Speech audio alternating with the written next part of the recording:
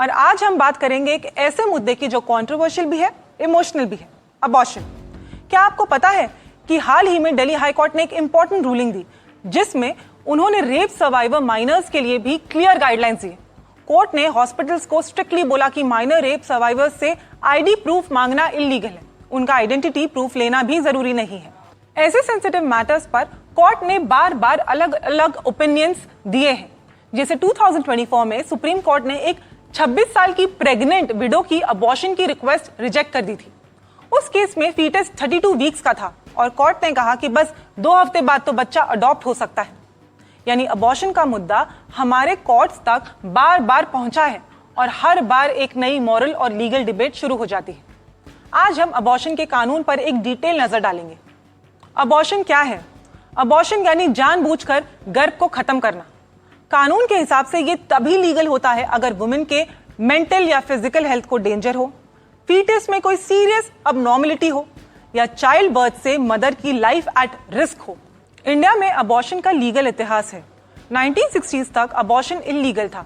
IPC section 312 के under abortion करना या करवाना जेल और फाइन दोनों अट्रैक्ट करता था। इसके बाद शांति लाल शाह कमेटी बनी जिन्होंने सेफ अबॉर्शन के नीड को समझा। इसी कमेटी की रिकमेंडेशन पर medical termination of pregnancy act 1971 MTP act लाया गया जिसमें सेफ और लीगल अबॉर्शन की गाइडलाइंस डिफाइन की गई। लेकिन आज भी आईपीसी का सेक्शन 312 टेक्निकली अबॉर्शन को इलीगल मानता है। लेकिन अगर आप एमटीपी एक्ट 1971 के अंदर कंडीशंस फुलफिल करते हैं तो एक्सेप्शंस भी मिलते हैं। एमटीपी एक्ट 1971 अबॉर्शन रूल्स क्या कहता है? 20 वीक्स तक एक डॉक्टर डिसाइड करेगा कि अबॉर्शन सेफ है या नहीं। 20 से 24 वीक्स 2 डॉक्टर्स की परमिशन चाहिए होती है। लेकिन ये ऑप्शन सिर्फ स्पेसिफिक कैटेगरीज के लिए है: रेप सर्वाइवर्स, माइनर्स, मेंटली और फिजिकली अनवेल वुमेन। 2021 अमेंडमेंट्स, उसके हिसाब से 12 to 20 वीक्स पहले 2 डॉक्टर्स की एडवाइस चाहिए होती थी, अब सिर्फ एक डॉक्टर का अप्रूवल काफी है। 20 to 24 वीक्स में अब कुछ और कैटेगरीज को भी इंक्लूड किया गया है, जैसे unmarried rape survivors, disabled women. 24 weeks के बाद पहले अबॉर्शन अलाउ नहीं था, मगर अब मेडिकल बोर्ड की अप्रूवल से हो सकता है। क्या अनमैरिड वुमेन अबॉर्शन करवा सकती है? बिल्कुल। 2022 में सुप्रीम कोर्ट ने क्लियर किया कि सिंगल वुमेन भी 24 वीक्स तक अबॉर्शन करा सकती है। मैरिटल स्टेटस मैटर नहीं करता। अब बात करते हैं बैरियर्स इन रियल लाइफ, जब लॉ के बावजूद प्रॉब्लम्स आती है। स्टेट लेवल पॉलिसीज जैसे हरियाणा में प्रेगनेंसी का रजिस्ट्रेशन मैंडेटरी है, जो एमटीपी एक्ट के सेक्शन 5A की कॉन्फिडेंशियलिटी क्लॉज को वायलेट करता है। अबॉर्शन ऑन डिमांड की कमी। इंडिया में अबॉर्शन सिर्फ स्पेसिफिक रीजन से ही लीगल है, जबकि अमेरिका जैसे देश में रिप्रोडक्टिव ऑटोनॉमी को प्रायोरिटी देते हैं। फीटल वायबिलिटी का कंफ्यूजन। 24 वीक्स के बाद फीटस जिंदा रहने के चांसेस बढ़ते हैं, लेकिन ये मेडिकल इंफ्रास्ट्रक्चर और केस स्पेसिफिक हेल्थ पर डिपेंड करता है। मेडिकल बोर्ड्स की देरी। हर केस में बोर्ड का डिसीजन चाहिए होता है, जिसमें टाइम लगता है। स्पेशलिस्ट की कमी। रूरल हेल्थ स्टेटिस्टिक्स के हिसाब से गांव में 70% गायनेक की कमी है। Legal fair. डॉक्टर्स को अरेस्ट होने का डर भी रहता है, इसलिए कई बार वो अनमैरिड वुमेन से पुलिस रिपोर्ट मांगते हैं। Social stigma. लेट अबॉर्शन करने वाली वुमेन को लोगों के क्वेश्चंस, जजमेंट और मेंटल प्रेशर भी झेलना पड़ता है, स्पेशली अगर वो अनमैरिड, माइनर या विडोड है। अब बात करते हैं अनसेफ अबॉर्शंस और अनप्लान्ड प्रेगनेंसीज के बारे में। एस्टिमेट के मुताबिक इंडिया में हर साल 50 लाख से ज्यादा अनप्लान्ड प्रेगनेंसीज होती हैं और अनसेफ अबॉर्शन की वजह से रोज 8 औरतें अपनी जान गंवा देती हैं। अबॉर्शन पिल का रोल क्या है और उसके अराउंड क्या विरोध है? डॉक्टर्स 81% केसेस में मेडिकल अबॉर्शन पिल्स यूज करते हैं, जिसमें माइफ्प्रोस्टोन और मिसोप्रोस्टोल का कॉम्बिनेशन होता है, लेकिन ये प्रिस्क्रिप्शन ओनली ड्रग है जिसे बिना डॉक्टर के नहीं दिया जा सकता। स्ट्रिक्ट रूल्स, मिस इन्फॉर्मेशन और ब्लैक मार्केटिंग के चक्कर में ये पिल्स मार्केट से डिसअपियर हो रही है। अब बात करते हैं अबॉर्शन डिबेट, यानी कि pro life versus pro choice. Pro choice लोग कहते हैं कि अबॉर्शन एक फंडामेंटल रिप्रोडक्टिव राइट है, महिलाएं अपने बॉडी और फ्यूचर के डिसीजंस खुद ले सकती हैं।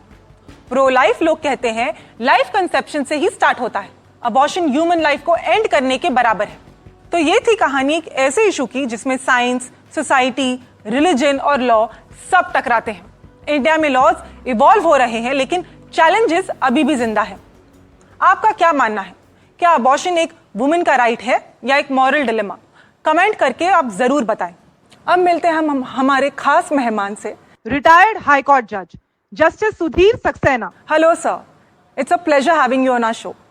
सर, जब आप जज थे उस दौरान और आज के टाइम में अबॉर्शन लॉज का इंटरप्रिटेशन कितना बदला है? क्या कोर्ट्स आज ज्यादा प्रोग्रेसिव है या कॉशियस?